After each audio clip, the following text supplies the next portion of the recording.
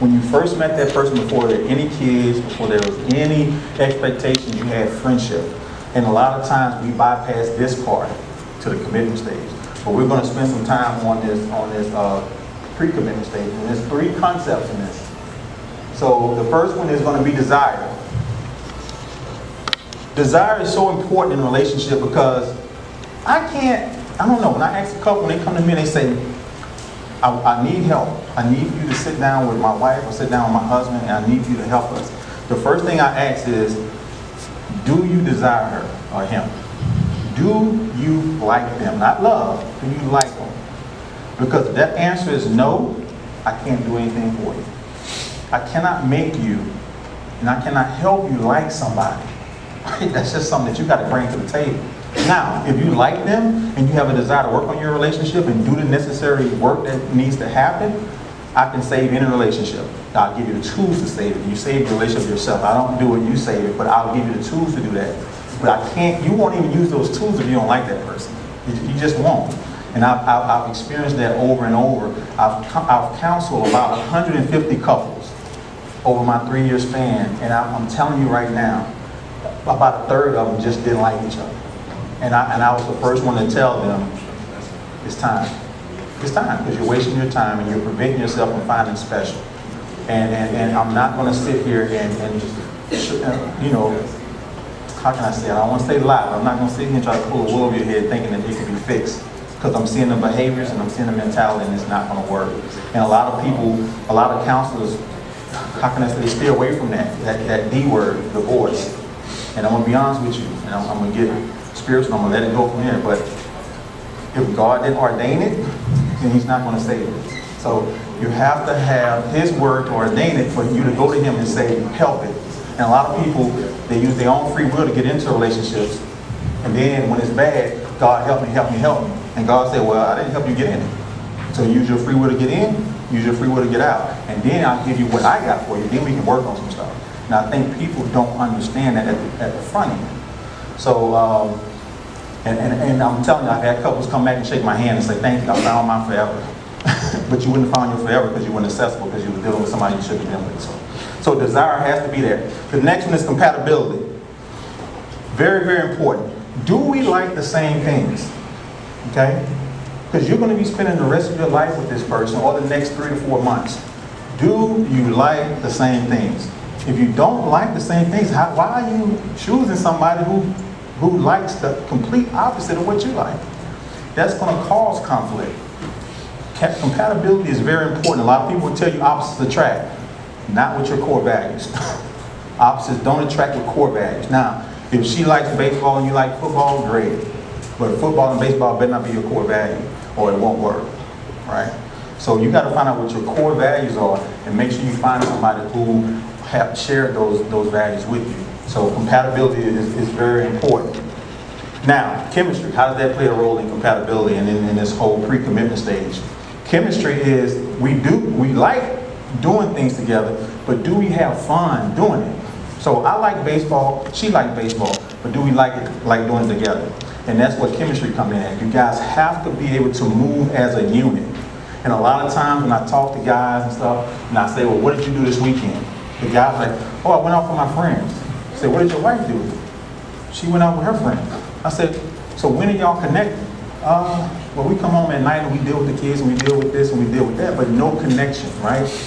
And that's what happens. So over time, that connection erodes because you're not doing anything together. And you don't have chemistry when you do things together. So over time, they don't realize that they're their own worst enemy in their relationship. So the one thing that I try to teach people is, let's come up with some common things that you guys like. So we do an inventory, a couple's inventory. What do you like doing? And you'll be amazed once I get this inventory checklist from clients. I'm like, there's 2 different people here. I don't even know how y'all met, to be honest with you. I don't even know how y'all met. And you'll be amazed. They'll nod their heads like, I don't know. And the question I asked them is real serious, is if you was dating today, would she or he be the one you date? And for the most part, you would know quickly, because when they say, now, I wouldn't date this person. They made a mistake, because they're not compatible. They're just not. And unfortunately, we're making decisions on antiquated thinking from 20 years ago. And I'm talking about relationships who've been together for 20, 30 years, and they realize, I don't even like the person I'm with. But we're just gonna keep it going, you know, for 10-year purposes. Like it's a 401k plan at the end or some type of retirement plan. My thing is you're missing your blessing when you hold on to something that's not meant for you. Okay? So, with that being said, I want to bring up Alex and Jenny again, Alex, and they're going to share a story about this whole foundation piece with you guys. It's a real life story. They're a young couple in their mid to late 20s. Try to give you some help. Mid to late 20s, and Alex is an HR manager. Yeah. Alex is an HR manager, and Jenny runs her own business, which is very, very profitable and successful. So I'm gonna let them kind of take off here with their story. All right. Y'all hear me? Yeah. So I'm Alex. We started, I guess, working with Marcus 4 months ago, and you know, right away, right to it, we were having some issues, and you know, he approached it with the desire question: do you have the desire to be together? And you know, we both looked at each other and said, yeah, that's you know, we absolutely have that desire, and it's been extremely freeing to know. Okay, so we have this one basic piece, and we've been together for 11 years. So to reaffirm, you know, that feeling, that commitment was important and freeing for us to say, okay, so that piece is there. Let's go and fix some of these others. Yeah, I think we were overwhelmed. Like, where do we even start? Like, we have some pieces of our foundation that were crumbling, and so we were surprised when Marcus said, okay, just desire. Like, do you have that? I can work with you. Do you have that? We sat down and looked at each other. Yeah, okay, we got that. Like, let's do this thing. We need to put the work into this relationship. And so the chemistry has always been there. We met in 8th grade, and I really liked him, and he really liked me, and then I got my braces off, and he liked me. So it was easy when we were in high school we had the same friend circles, we both were athletes, and we had a lot of common interests. So compatibility, chemistry, and desire were there early on. Now, 11 years later, we have a 3-year-old. It's actually his birthday today, so we just turned 3. We celebrated him yesterday. He doesn't know. He thinks yesterday was his birthday. But now it's been more challenging. It's been more challenging. Like, we get into this daily grind where we're both exhausted. We're chasing after a 3-year-old. I have an adult business, and so when he gets home, here's Maverick. I need to go do some work. And really meeting with Marcus has been great. We've set aside that time.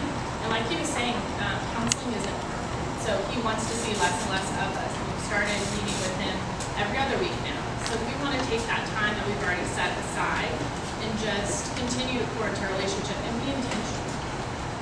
One day I had some free time in the afternoon and I was thinking, I would love to do something for Alex. And I couldn't really think of anything to surprise him with. So next time we met with Marcus, it's like, I couldn't even think of anything to surprise him with. This is terrible. Like, we're just lacking in compatibility right now. And he's like, well, did you ask him?